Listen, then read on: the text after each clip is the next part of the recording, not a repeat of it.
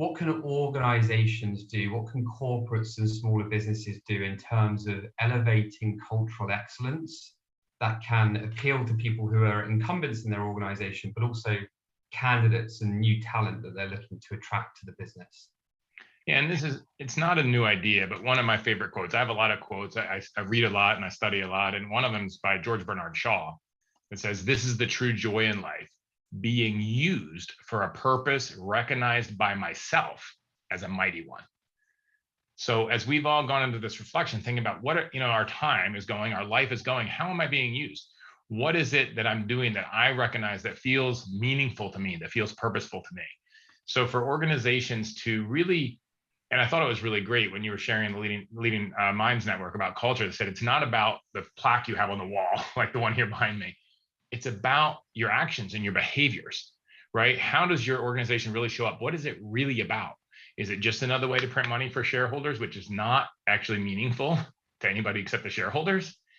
What is it, the purpose that we're fulfilling on the planet? And is that purpose, are we walking it every day? Is it really important to us?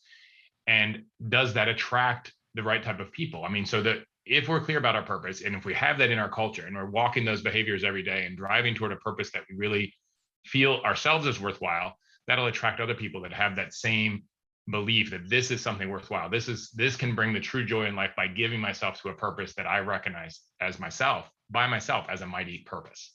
And I think that's maybe the key. And I think one of the things, like I think about my time in Autoliv, we had this really clear mission on saving lives.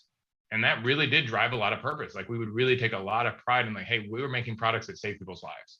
And so how does that tie in, and how do people get attracted to that? And it's not just one slogan that's meaningful, but then in the way that we spend our time and the behaviors that we have, is that in alignment with that purpose? I think that's one area that we can really, leaders and organizations can really create a culture that will be attractive and help to get people through this great resignation into the places where they're feeling like they're doing something worthwhile. And then they feel really committed to that organization going forward. And that's something that I personally would be really like to be a part of going forward. And again, making that from a great resignation to the great alignment, if you will, to where people are feeling driven by purpose and meaningful in what they do.